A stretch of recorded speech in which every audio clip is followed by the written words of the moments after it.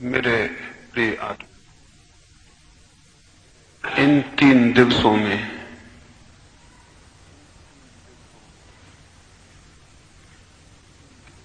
बहुत प्रेम की और बहुत शांति की, आनंद की वर्षा हमारे हृदयों में रही। और मैं तो उन पक्षियों में से हूं जिनका कोई निर्णय नहीं होता, और मुझे आपने अपने हृदयों में जगह दी।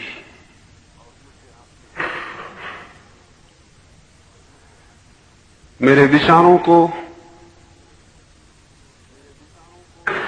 और मेरे हृदय से निकले हुए उद्गारों को आपने चाहा, उन्हें मौन से सुना, उनको समझने की कोशिश की और उनके प्रति बहुत प्रेम प्रकट किया। उस सब के लिए मैं अनुग्रहित हूं। आपकी आंखों में, आपकी खुशी में और आपकी खुशी में आ गए आंसुओं में मुझे जो दिखाई पड़ा, उसके लिए भी अनुग्रहित हूं। मैं बहुत आनंदित हुआ, इस बात से आनंदित हुआ कि आपके भीतर आनंद के लिए प्यास जगाने में सफल हो जाऊं। इससे आनंदित हुआ कि आपको असंतुष्ट करने में सफल हो जाऊं। यही जीवन में दिखाई पड़ता है कि यही काम होगा कि जो चुपचाप हैं और संतुष्ट हैं उन्हें मैं असंतुष्ट कर दूं, और जो चुपचाप चल रहे हैं उन्हें जगा दूं और उनसे कहूं कि जो जीवन है वो जीवन नहीं है, और जिसे वो जीवन समझे हुए हैं वो धोखा है और मृत्यु है। जिस जीवन की परिसमाप्ति मृत्यु पर हो जाए उसे जीवन नहीं मानना है। जो जीवन और विराट जीवन में ले जाए वही सच्चा होता है। तो इन 3 दिनों में हमने सच्चे जीवन को जीने की उस तरफ आंखें उठाने की कोशिश की है। अगर संकल्प हमारा प्रगाढ़ होगा और हमारी आकांक्षा गहरी होगी तो यह असंभव नहीं है कि जिस प्यास से हम संतृप्त हुए हैं उसकी परितृप्ति तक हम न पहुंच जाएं। आज के दिन, इस आखिरी रात में, विदा की रात में, कुछ थोड़ी सी बातें और आपको कहूं। पहली बात तो ये कि यदि परमात्मा को पाने का ख्याल आपके भीतर एक लपट बन गया हो तो उस ख्याल को जल्दी कार्य में लगा देना। जो शुभ को करने में देर करता है वो चूक जाता है, और जो अशुभ को करने में जल्दी करता है वो भी चूक जाता है। शुभ को करने में जो देर करता है वो चूक जाता है, और अशुभ को करने में जो जल्दी करता है वो चूक जाता है। जीवन का सूत्र यही है कि अशुभ को करते समय रुक जाओ और देर करो, और शुभ को करते समय देर मत करना और रुक मत जाना। अगर कोई शुभ विचार ख्याल में आ जाए तो उसे तत्क्षण शुरू कर देना उपयोगी है, क्योंकि कल का कोई भरोसा नहीं है। आने वाले क्षण का कोई भरोसा नहीं है। हम होंगे या नहीं होंगे नहीं कहा जा सकता। इसके पहले कि मृत्यु हमें पकड़ ले, हमें निर्णायक रूप से यह सिद्ध कर देना है कि हम इस योग्य नहीं थे कि मृत्यु ही हमारा भाग्य हो। इसके पूर्व की मृत्यु हमें पकड़ ले, हमें यह सिद्ध कर देना है कि हम इस योग्य नहीं थे कि मृत्यु ही हमारा भाग्य हो। मृत्यु से ऊपर का कुछ पाने की क्षमता हमने विकसित की थी, ये मृत्यु के आने तक तय कर लेना है। और वो मृत्यु कभी भी आ सकती है, वो किसी भी क्षण आ सकती है। मैं भी बोल रहा हूं और इसी क्षण आ सकती है, तो मुझे उसके लिए सदा तैयार होने की जरूरत है। प्रति क्षण मुझे तैयार होने की जरूरत है। तो कल पर पर न टालना। अगर कोई बात ठीक प्रतीत हुई हो तो उसे आज से शुरू कर देना जरूरी है। कल रात में वहां कहता था, झील पर हम बैठे थे और कल रात मैंने वहां कहा कि एक तिब्बत में साधु हुआ, उससे कोई व्यक्ति मिलने गया था और सत्य के संबंध में पूछने गया था। वहां तिब्बत में रिवाज था कि साधु की 3 परिक्रमाएं करो और फिर उसके पैर छुओ और फिर जिज्ञासा करो। वो युवक गया, उसने न तो परिक्रमा की और न पैर छुए। उसने जाते से पूछा कि मेरी कोई जिज्ञासा है, उत्तर दें। उस साधु ने कहा, पहले जो औपचारिक नियम है उसे तो पूरा करो। वो युवक बोला कि 3 तो क्या, मैं 3000 चक्कर लगाऊं, लेकिन अगर 3 ही चक्रों में मेरे प्राण निकल गए और सत्य को मैं न जान पाया तो जिम्मा किसका होगा, मेरा या आपका? इसलिए पहले मेरी जिज्ञासा पूरी कर दें, फिर मैं चक्कर पूरे कर दूंगा। उसने कहा कि क्या पता कि मैं 3 चक्कर लगाऊं और समाप्त हो जाऊं। तो सबसे बड़ा महत्वपूर्ण बोध मृत्यु का बोध है साधक को। उसे प्रतिक्षण ज्ञात होना चाहिए कि कोई भी क्षण मौत हो सकती है। आज सांझ में सोऊंगा, हो सकता है ये आखिरी सांझ हो और सुबह हम न उठे। तो मुझे आज रात सोते समय इस भांति सोना चाहिए कि मैंने अपने जीवन का सारा हिसाब निपटा लिया है और अब मैं निश्चिंत सो रहा हूं। अगर मौत आएगी तो उसका स्वागत है। तो कल पर किसी श्रेष्ठ बात को मत टाल देना और अश्रेष्ठ बात को जितना बन सके उतना टालना। हो सकता है मौत बीच में आ जाए और उस अश्रेष्ठ को करने से हम बच जाएं। अगर कोई बुराई करने का मन हो तो उसे जितना बने उतना टाल देना। मौत को बहुत फासला नहीं है। अगर कोई आदमी कुछ बुराइयों को 10-20 साल टालने भर में सफल हो जाए तो जीवन परमात्मा हो सकता है। मौत का बहुत लंबा फासला नहीं है। थोड़े से वर्ष अगर बुराइयां टालने में कोई सफल हो जाए तो जीवन शुद्ध हो सकता है। और मौत का कोई फासला नहीं है। जो शुभ को ठहराए रखेगा देर तक, उसके जीवन में कुछ उपलब्ध ना होगा। इसलिए शुभ को करने में जितनी शीघ्रता हो उसका स्मरण दिलाना चाहता हूं।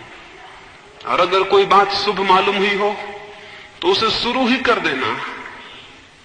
ये मत सोचना कि कल करेंगे। जो आदमी सोचता है कल करेंगे वो करना नहीं चाहता है। जो आदमी सोचता है कल करेंगे वो करना नहीं चाहता है। कल करना टालने का एक उपाय है। अगर न करना हो तो उसका भी स्पष्ट बोध होना चाहिए कि मुझे नहीं करना है।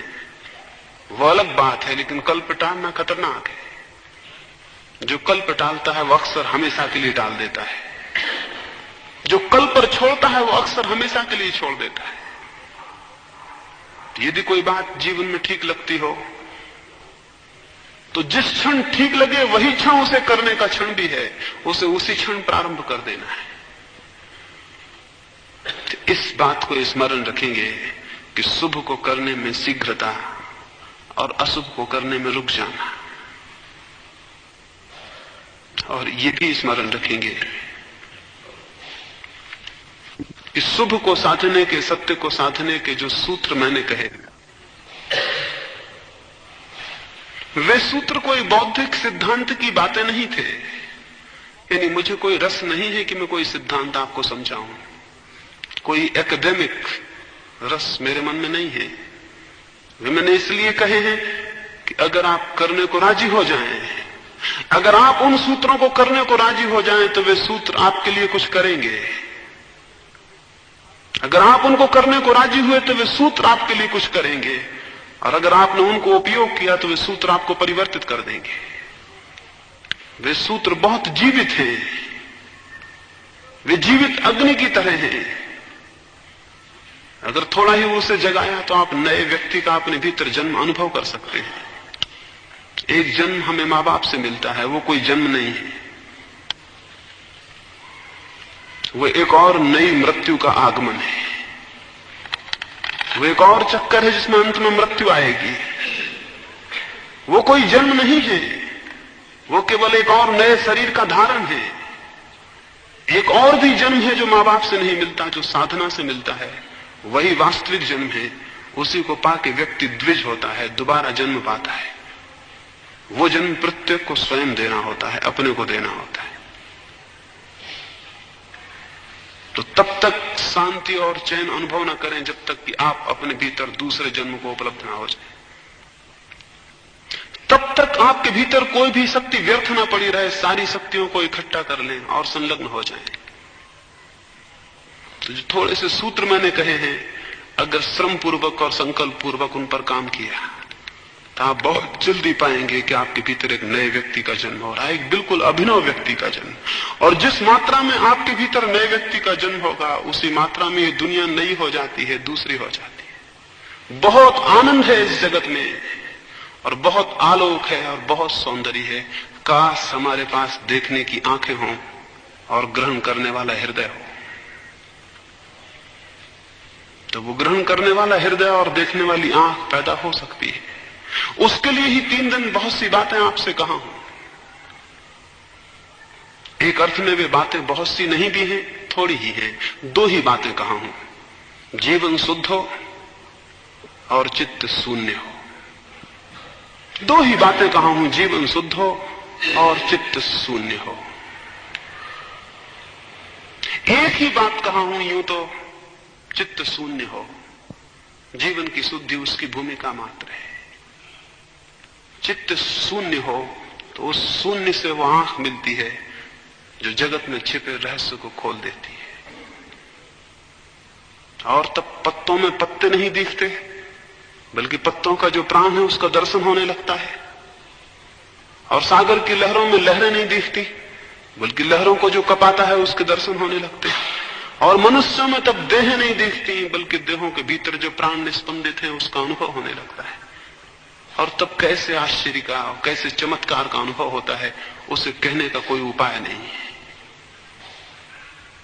उस रहस्य के लिए आमंत्रित किया है और आह्वान किया है, और उस रहस्य तक पहुंचने की छोटे से सूत्र आपको कहे।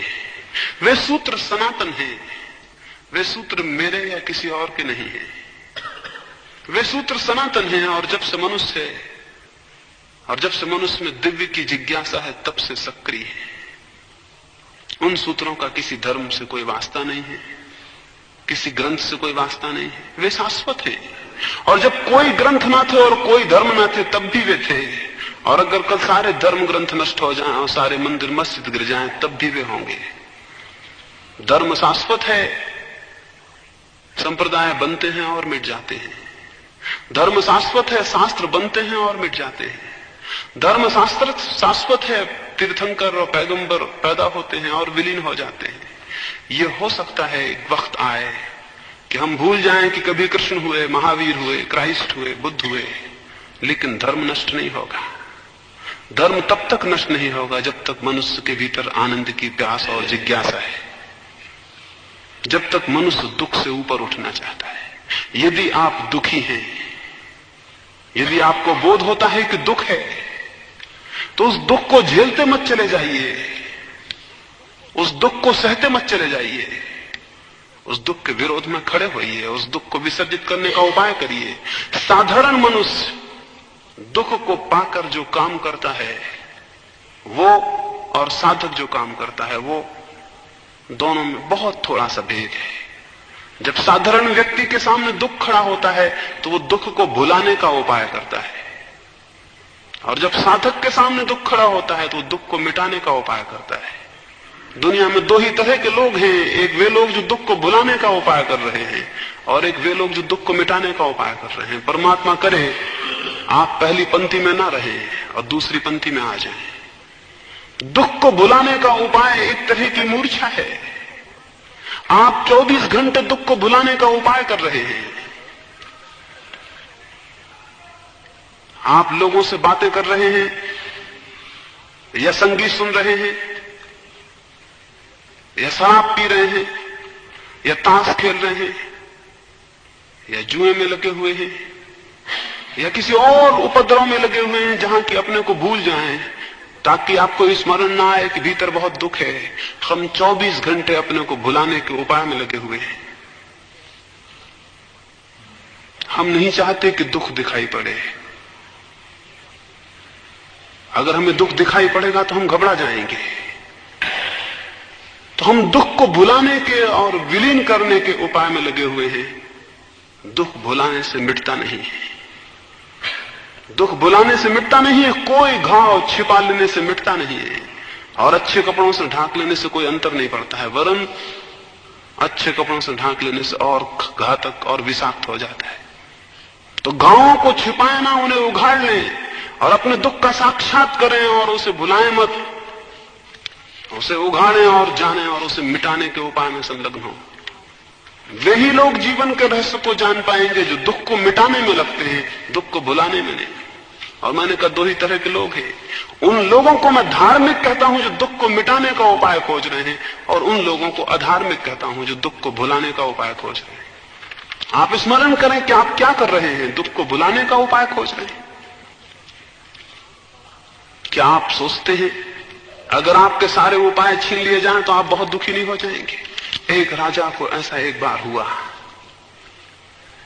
उसके एक वजीर ने, उसके एक मंत्री ने उसको कहा कि अगर किसी आदमी को हम बिल्कुल अकेला बंद कर दें तो वो 3 महीने में पागल हो जाएगा। राजा ने कहा कैसे हो जाएगा? हम उसे अच्छे खाने की व्यवस्था देंगे, अच्छे वस्त्र देंगे। फिर भी उस वजीर ने कहा वो हो जाएगा। क्यों? क्योंकि वो उस अकेलेपन में अपने दुख को ना भुला सकेगा। राजा ने कहा हम देखेंगे। और गांव में जो सबसे स्वस्थ आदमी हो, सबसे युवा और सबसे प्रसन्न, उसको पकड़ लिया जाए। गांव में एक युवक था जिसके सौंदर्य की, जिसके स्वास्थ्य की चर्चा थी। उस युवक को पकड़ लिया गया और उसे एक कोठरी में बंद कर दिया गया। उसे सारी सुख सुविधा दी गई, अच्छा भोजन, अच्छे वस्त्र, लेकिन उसे समय को भुलाने का कोई उपाय नहीं दिया गया। वो खाली दीवाने और कमरा, और पहरे पर जो आदमी था वो भी ऐसा रखा कि उसकी भाषा ना समझे। उसे रोटी पहुंचा दी जाती, भोजन पहुंचा दिया जाता, पानी पहुंचा दिया जाता, और वो बंद था। 1-2 दिन वो बहुत चिल्लाया कि मुझे क्यों बंद किया गया है। उसने बहुत हाथ पैर फटकारे। 1-2 दिन उसने खाना भी नहीं खाया, लेकिन धीरे धीरे खाना भी खाने लगा और उसने चिल्लाना भी बंद कर दिया। 5-7 दिन के बाद देखा गया कि वो आदमी बैठा हुआ अकेले अपने से बातें कर रहा है।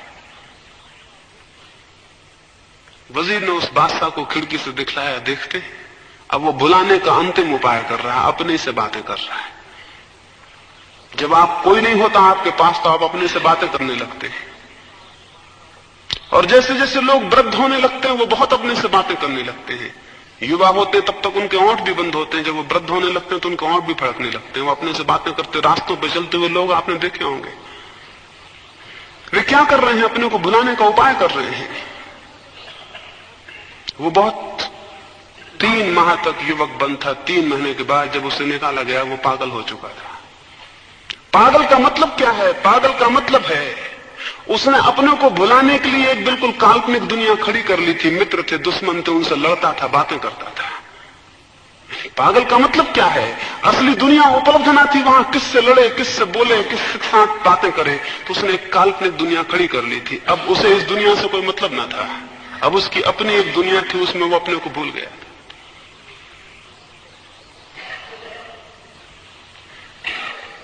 वो युवक पागल हो गया। आप में से कोई भी पागल हो जाएगा। अगर आपको सुबह से दुकान पर काम पर ना जाना पड़े, और सुबह से उठ कर लोगों से लड़ना झगड़ना ना पड़े, और सुबह से उठ कर आपको व्यर्थ की बकवास में पलायन ना मिले, और व्यर्थ के कामों में आप अपने को ना उलझा पाएं, अगर 24 घंटे आपको उलझाव ना हो और आप खाली छोड़ दिए जाएं, आप पागल हो जाएंगे। क्योंकि उलझाव की वजह से जो दुख आपके भीतर है वो आपको दिखाई नहीं पड़ता। अगर वो पूरा दुख दिखाई पड़ेगा तो आप आत्मघात कर लेंगे, और या फिर आप उपाय खोज लेंगे काल्पनिक पागल हो जाने के, जिसमें अपने दुख को भूल जाएं। धार्मिक व्यक्ति वो है जिसे अगर बिल्कुल अकेला छोड़ दिया जाए, बिल्कुल अकेला, तो भी उसे कोई दुख नहीं होगा, वो कोई उपाय नहीं खोजेगा। वह जर्मनी में एक साधु था, एक हार्ट। वो एक दिन वन में गया हुआ था और एक दरख्त के नीचे अकेले में बैठा हुआ था। उसके कुछ मित्र भी वन विहार को गए थे। उन्होंने देखा एक हार्ट अकेला है। वे उसके पास गए और उन्होंने उससे कहा कि मित्र, हमने देखा तुम अकेले बैठे हो, सोचा चलो तुम्हें कंपनी दें, तुम्हें साथ दें। एक हार्ट ने उनकी तरफ देखा और कहा कि मित्रों, कि इतनी देर तक मैं परमात्मा के साथ था, तुमने आके मुझे अकेला कर दिया। एक हार्ट ने कहा इतनी देर में परमात्मा के साथ था क्योंकि अपने साथ था, अब तुमने आके मुझे अकेला कर दिया। अद्भुत उसने बात कही। हम उसके विपरीत हैं। हम 24 घंटे किसी के साथ हैं कि कहीं अपना साथ ना हो जाए। हम 24 घंटे किसी ना किसी के साथ हैं कि कहीं अपना साथ ना हो जाए। अपने से हम डरे हुए हैं। इस जगत में सब लोग अपने से डरे हुए हैं। ये अपने से डरा हुआ होना खतरनाक है। मैंने जो सूत्र कहे वे आपको अपने से परिचित कराएंगे और अपने भय को मिटाएंगे, और आप उस स्थिति में खड़े होंगे कि अगर आप इस जमीन पर बिल्कुल अकेले हों, बिल्कुल अकेले की जमीन पर कोई भी ना हो, तो भी आप उतने ही आनंद में होंगे जितने की तब जबकि जमीन भरी हुई है। आप अकेले में उतने ही आनंद में होंगे जितने की तब जबकि आप भीड़ में हैं। वही आदमी केवल मृत्यु से नहीं डरेगा जिसने अकेले होने का आनंद लिया है, क्योंकि मृत्यु अकेला कर देती है और क्या करती है। आप मृत्यु से इतने डरते हैं, उसका कुल कारण इतना है कि आप तो थे ही नहीं, भीड़ थी, और मौत भीड़ छीन लेगी, सारे संबंध छीन लेगी और आप अकेले हो जाएंगे। अकेलापन भय देता है। इन 3 दिनों में हमने जो ध्यान की बात की है वो मूलतः बिल्कुल अकेले में, टोटल लोनलीनेस में जाने के प्रयोग है। एकदम अकेले में अपने भीतर जाने के प्रयोग है। उस केंद्र पर जाना है जहां आप ही हो और कोई भी नहीं है। और वो केंद्र अद्भुत है। उस केंद्र को जो अनुभव कर लेता है वो अनुभव करता है उन गहराइयों को जो समुद्र के नीचे होती हैं। हम केवल समुद्र की लहरों पर तैर रहे हैं और हमें पता नहीं कि इन लहरों के नीचे अनंत गहराइयां छिपी हुई हैं, जहां कभी कोई लहर नहीं गई, जहां कभी किसी लहर ने कोई प्रवेश नहीं किया है। अपने ही भीतर बहुत गहराइयां हैं अकेलेपन में। जितने आप दूसरे लोगों से दूर होकर अकेले में चलेंगे, अपने में चलेंगे, दूसरों को छोड़ेंगे और स्वयं में चलेंगे, उतनी ही ज्यादा गहराई में, उतनी ही ज्यादा गहराई में आप पहुंचेंगे। और ये बड़ा रहस्य है कि आपके भीतर आप जितनी गहराई में पहुंचेंगे, आपका बाहर जीवन उतनी ही ऊंचाई को उपलब्ध हो जाएगा। ये गणित का नियम है, ये जीवन के गणित का नियम है। आप अपने भीतर जितनी गहराई पालेंगे उतने ही आपके जीवन में बाहर ऊंचाई उपलब्ध हो जाएगी। जो अपने भीतर जितना कम गहरा होगा वो बाहर उतना ही नीचा होगा। जो अपने भीतर बिल्कुल गहरा नहीं होगा, बाहर उसकी कोई ऊंचाई नहीं होगी। हम उनको महापुरुष कहते हैं, हम उनको महापुरुष कहते हैं जिनके भीतर गहराई होती है और उस गहराई के परिमाण में उनके बाहर ऊंचाई हो जाती है।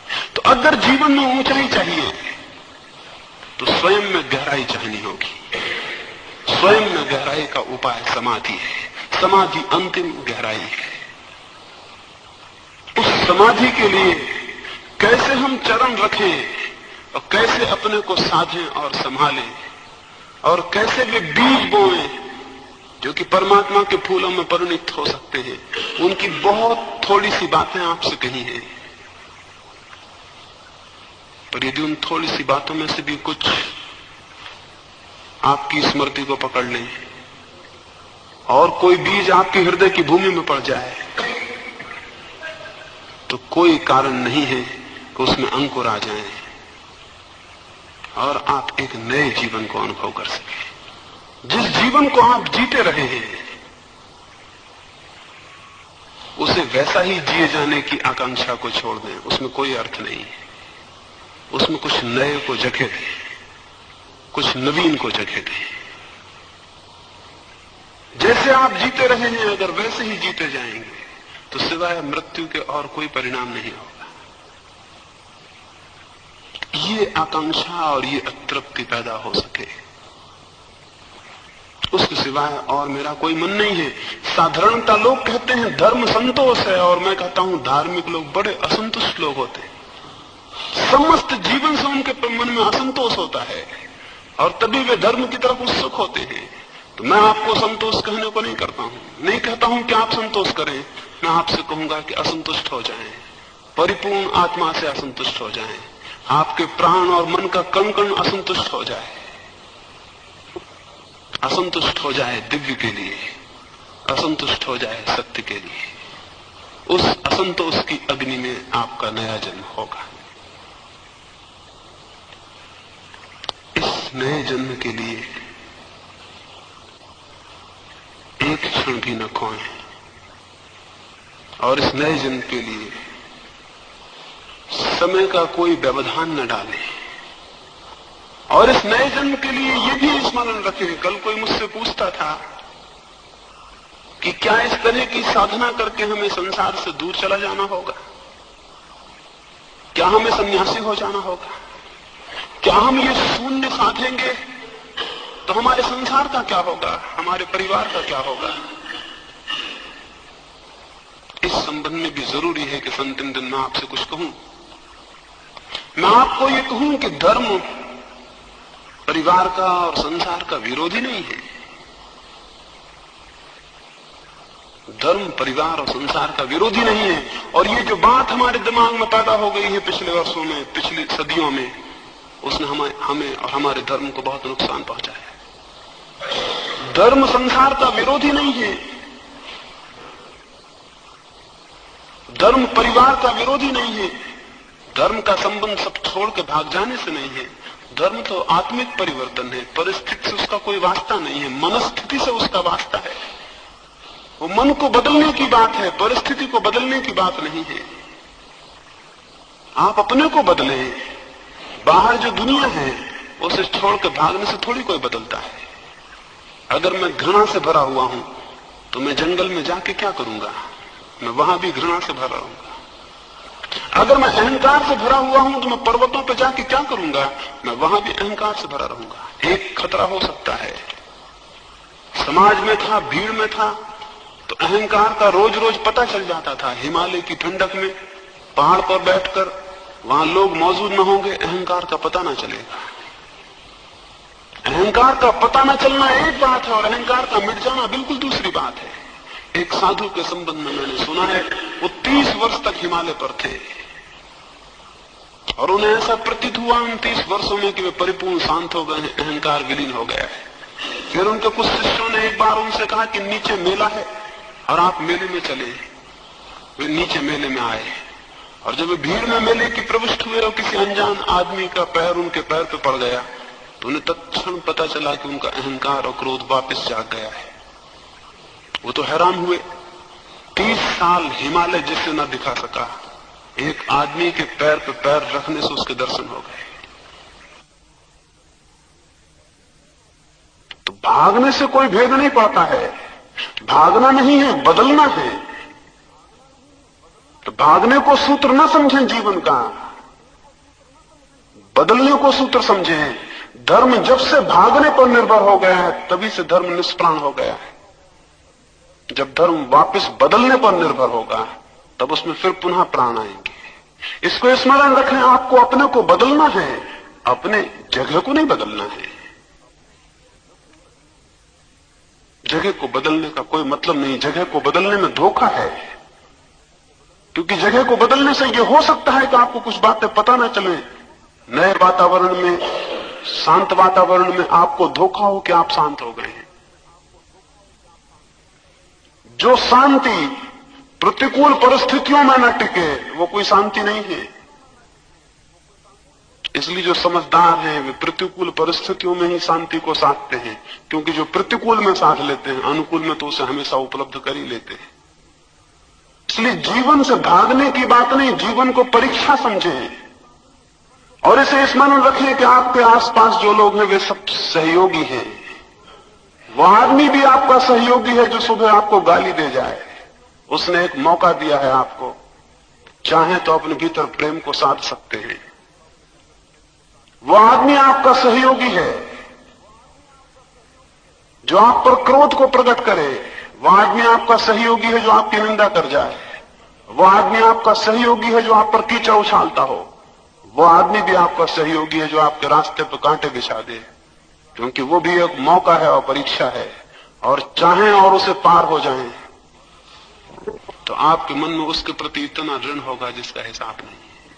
साधु जो नहीं सिखा सकते हैं इस जगत में शत्रु सिखा सकते हैं।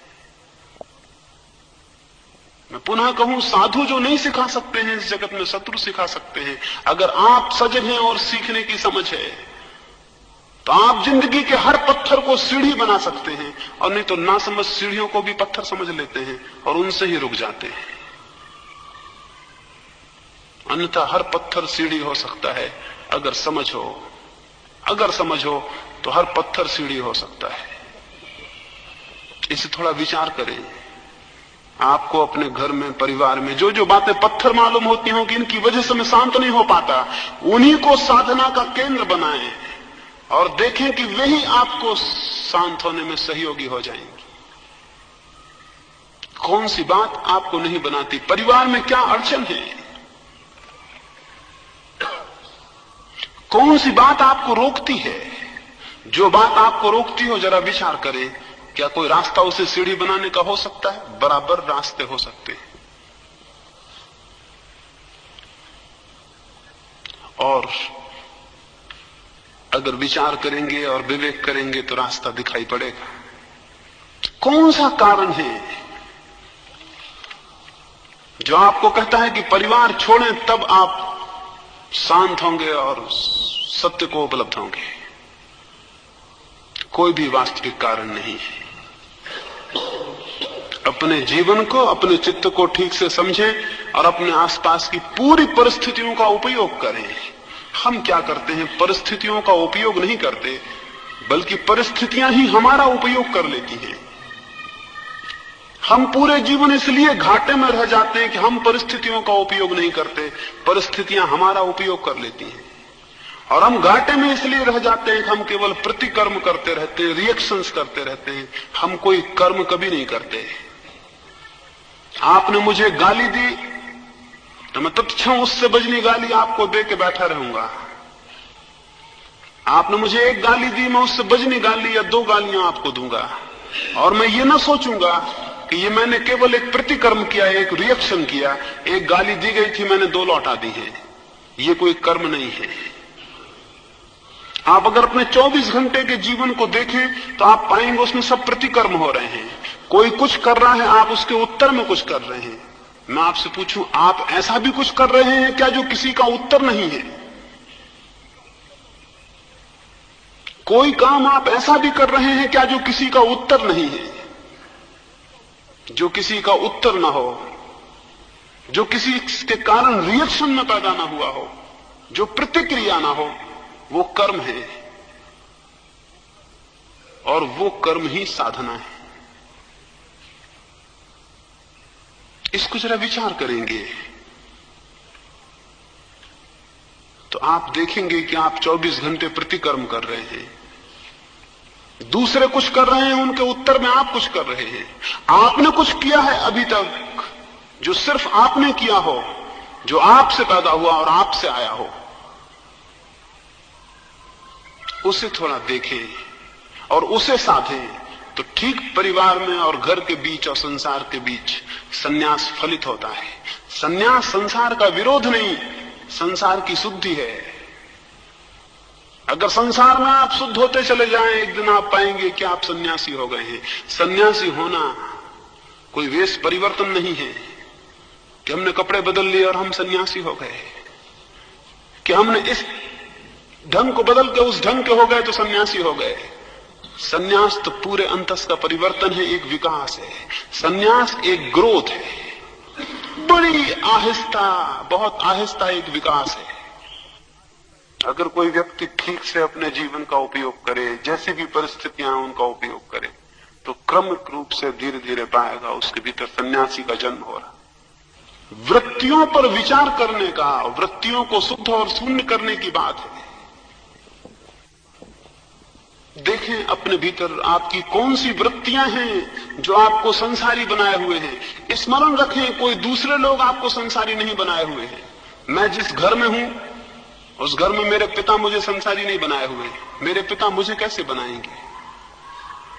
मेरा पिता के प्रति जो मोह होगा वो बना सकता है। आप जिस घर में हैं, आपकी पत्नी आपको संसारी कैसे बनाएगी? पत्नी के प्रति आपके जो भाव होंगे वे आपको संसारी बनाए हुए हैं। पत्नी को छोड़ के भागने से क्या होगा? वे भाव तो आपके साथ चले जाएंगे। कोई भावों को छोड़ के नहीं भाग सकता कहीं। अगर भावों को छोड़ के हम भाग सकते, दुनिया बड़ी बड़ी आसान हो जाती। आप भागते हैं, जैसे छाया आपके पीछे जाती है, वैसे आपका सारे भाव आपके साथ चले जाते हैं। वे दूसरी जगह नया आरोपण कर लेंगे और आप दूसरी जगह नई गृहस्थी बना लेंगे। बड़े से बड़े सन्यासी बड़ी बड़ी गृहस्थियां बना लेते हैं, उनकी गृहस्थियां बन जाती हैं और उनके मोह पैदा हो जाते हैं और उनकी आसक्तियां बन जाती हैं और उनके सुख दुख हो जाते हैं, क्योंकि वे उन भावों को साथ ले आए थे। वे नए जगह खड़े हो जाएंगे। इससे कोई भेद नहीं पड़ता। आदमी बदल जाएंगे, चीजें वही रहेंगी। तो मैं आपको ये नहीं कहता कि आप चीजों को छोड़ के भाग जाएं। मैं आपको कहता हूं आप भावों को छोड़ दें। चीजें जहां हैं वे वहीं होंगी, भाव बीच से गिर जाएंगे और आप मुक्त हो जाएंगे। जापान में एक राजा हुआ। उस राजा के गांव के बाहर ही एक सन्यासी बहुत दिन तक रहता था। वो एक झाड़ के नीचे पड़ा रहता। अद्भुत सन्यासी था। बड़ी उसकी गौरव गरिमा थी, बड़ी उसकी ज्योति थी, बड़ा उसका प्रकाश था, बड़े उसके जीवन में सुगंध थी। वो राजा भी उस आकर्षण से खिंचा हुआ धीरे धीरे उसके पास पहुंचा। उसने उसे अनेक दिन वहां पड़े देखा, अनेक बार उसके चरणों में जाके बैठा। उसका प्रभाव उस पर घना होता गया और एक दिन उसने उससे कहा, क्या अच्छा ना हो कि इस झाड़ को छोड़ दें और मेरे साथ महल में चले? तो सन्यासी ने कहा, जैसा मन चाहे वहीं चल सकते हैं। राजा थोड़ा हैरान हुआ। इतने दिन के आदर को थोड़ा धक्का लगा। उसने सोचा था सन्यासी कहेगा महल, हम सन्यासी, हम महल में क्या करेंगे? सन्यासी की बंधी भाषा यही है। अगर सन्यास सीखा हुआ हो तो यही उत्तर आएगा कि हम सन्यासी, हमको महल से क्या मतलब, हम लात मार चुके। लेकिन उस सन्यासी ने कहा, जैसा मन वहीं चल सकते। राजा को धक्का लगा। सोचा सन्यासी कैसे हैं, लेकिन खुद आमंत्रण दिया था इसलिए वापस भी ना ले सके, सन्यासी को ले जाना पड़ा। सन्यासी गया, राजा ने उसके लिए सारी व्यवस्था की अपने ही जैसी। सन्यासी मौत से उसमें रहने भी लगा। उसे बड़े तख्त बिछाए गए, उन पर वो सोया। बड़े कालीन बिछाए गए, उन पर वो चला। बड़े सुस्वादु भोजन दिए गए, उनको उसने किया। राजा का तो संदेह ना रहा, निश्चित हो गया। राजा को लगा ये कैसा सन्यासी है। एक बार भी इसने ना कहा कि इन गद्दों पर हम ना सो सकेंगे, हम तो फट्टों पर ही सोते हैं। एक बार भी इसने ना कहा कि इतनी ऊंची चीजें हम ना खा सकेंगे, हम तो रूखा सूखा खाते हैं। राजा को बड़ा मुश्किल पड़ने लगा उसका रहना। 2-4-10 दिन ही बीते कि उसने उससे कहा कि क्षमा करें, मन में मेरे एक संदेह होता है। उस सन्यासी ने कहा, अब क्या होता है? वो उसी दिन हो गया था। उस सन्यासी ने कहा, अब क्या होता है? वो उसी दिन हो गया था। फिर भी कहें क्या संदेह है? राजा ने कहा, संदेह ये होता है कि आप कैसे सन्यासी हैं और मुझ संसारी में और आप सन्यासी में फर्क क्या है? उस सन्यासी ने कहा, अगर फर्क देखना है तो मेरे साथ गांव के बाहर चलो। राजा ने कहा, मैं तो जानना चाहता हूं। संदेह से मन बड़ा व्यथित है, मेरी नींद तक खराब हो गई है।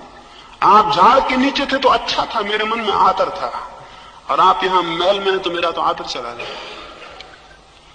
वो सन्यासी राजा को लेकर गांव के बाहर गया। जब नदी पार हुई, जो कि सीमा थी गांव की, वे उस तरफ हुए तो उस राजा ने कहा, बोले। उस सन्यासी ने कहा, और थोड़ा आगे चले। धूप बढ़ने लगी, दोपहर हो गई, सूरज ऊपर आ गया। उस राजा ने कहा, अब तो बता दें, अब तो बहुत आगे निकल आए। सन्यासी ने कहा, यही बताना है कि अब हम पीछे लौटने को नहीं, आगे ही जाते हैं, तुम साथ चलते हो? उस राजा ने कहा, मैं कैसे जा सकता हूं, पीछे मेरा परिवार है, मेरी पत्नी है, मेरा राज्य है। सन्यासी ने कहा, अगर फर्क दिखे तो देख लेना, हम आगे जाते हैं और पीछे हमारा कुछ भी नहीं है। और जब हम उस तुम्हारे महल में थे तब भी हम तुम्हारे महल में थे, लेकिन तुम्हारा महल हमारे भीतर नहीं था। हम तुम्हारे महल के भीतर थे, लेकिन तुम्हारा महल हमारे भीतर नहीं था। इसलिए हम अब जाते हैं। उस राजा ने पैर पकड़ लिए, उसका भ्रम टूटा, उसका संदेह मिटा। उसने कहा क्षमा करें, मुझे बहुत पश्चाताप होगा, जीवन भर लौट चलें। सन्यासी ने कहा अब भी लौट चलूं, लेकिन संदेह फिर आ जाएगा। उस सन्यासी ने कहा हमको क्या, इधर ना गए इधर लौट चले, फिर लौट चलूं, लेकिन तुम्हारा संदेह फिर लौट आएगा। तुम पर कृपा करके अब मैं सीधा ही जाता हूं। उसने जो वचन कहा स्मरणीय है। उसने कहा तुम पर कृपा करके अब मैं सीधा ही जाता हूं, मेरी करुणा कहती है कि मुझे सीधा जाने दें। और मैं आपको स्मरण दिलाता हूं कि महावीर के नग्न होने में उनके नग्न होने का आग्रह कम है, आप पर करुणा ज्यादा है। और सन्यासी का जंगल में पड़े रहने में, जो सच में सन्यासी है, उसका जंगल से मोह कम है, आप पर करुणा ज्यादा है।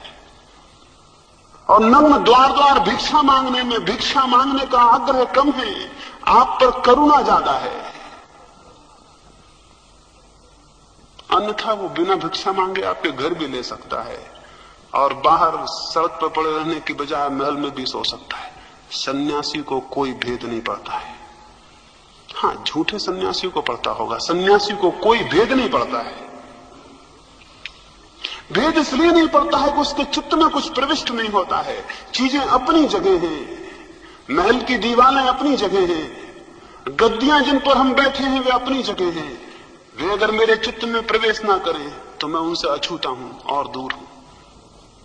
तो आप जहां हैं उसे छोड़ने को मैं नहीं कहता हूं, आप जो हैं उसको बदलने को कहता हूं। आप जहां हैं वहां से भागने को नहीं कहता हूं। कमजोर भागते होंगे, आपको तो मैं बदलने को कहता हूं। और बदलना असली बात है। सजग हो अपने चित्त स्थिति के प्रति और उसे बदलने में लग जाएं। कोई एक बिंदु पकड़ने और उसे बदलने में लग जाएं। बूंद बूंद करके सागर भर सकता है। बूंद बूंद चल के परमात्मा उपलब्ध हो सकता है। एक एक बूंद चलें, ज्यादा चलने को नहीं कहता। एक एक बूंद चलें और बूंद बूंद चल के परमात्मा उपलब्ध हो सकता है। बहुत मत सोचें कि मेरी सामर्थ्य ज्यादा नहीं है, मैं कैसे पहुंचूंगा। कोई मुझसे कहता था कमजोर हैं हम, सामर्थ्य हमारी कम है, हम कैसे पहुंचेंगे। कितने ही कमजोर हों, एक कदम चलने योग सबकी सामर्थ्य है। और क्या मैं आपको पूछूं कि बड़े से बड़े समर्थ भी एक कदम से ज्यादा कभी एक बार में चले। बड़े से बड़े समर्थ भी एक कदम से ज्यादा एक बार में कभी नहीं चले। और एक कदम चलने योग सामर्थ्य सबकी है और सदा है। तो एक कदम चले और फिर एक कदम चले और फिर एक कदम चले। एक ही कदम चलना है सदा, पर एक ही कदम जो चलता चला जाता है वो अनंत फासले पूरे कर लेता है। और जो ये सोच के कि एक कदम चलने वाले हम कहां पहुंचेंगे रुक जाता है, वो कहीं भी नहीं पहुंच पाता है। तो उस एक कदम चलने के लिए मैं आमंत्रण देता हूं। और इन दोनों इतने प्रेम से मेरी बातों को सुना है, इतनी शांति से उनको सुना है। उस कितने आनंद को, कितने अनुग्रह को मैंने अनुभव किया है। बहुत अनुग्रहित हुआ हूं। हृदय में जो जगह दी है उससे बहुत अनुग्रहित हुआ हूं। उसके लिए बहुत बहुत धन्यवाद और मेरे प्रेम को स्वीकार करें। अब हम आज के अंतिम ध्यान के प्रयोग के लिए बैठेंगे और उसके लिए विदा होंगे। इस आशा से विदा करता हूं कि जब हम दोबारा मिलेंगे तो मैं पाऊंगा आपकी शांति बढ़ी है और आपका आनंद बढ़ा है। और मैं पाऊंगा कि जिस कदम को उठाने के लिए मैंने कहा था वो आपने उठाया है। और मैं पाऊंगा कि कुछ अमृत की बूंदें आपके करीब आई हैं और आप कुछ अमृत के करीब पहुंचे हैं। परमात्मा करे एक कदम, कम से कम एक कदम उठाने की सामर्थ्य आपको दे। शेष कदम उसके बाद अपने आप उठ जाते हैं। रात्रि के ध्यान के बाद हम चुपचाप चलेंगे, सुबह शायद मैं आपको नहीं मिल सकूंगा, 5 बजे चला जाऊंगा, इसलिए मेरी अंतिम विदाई से मान लें और हर एक व्यक्ति अपने भीतर बैठे हुए परमात्मा के लिए मेरे प्रणाम स्वीकार कर ले, मेरे प्रणाम स्वीकार करें।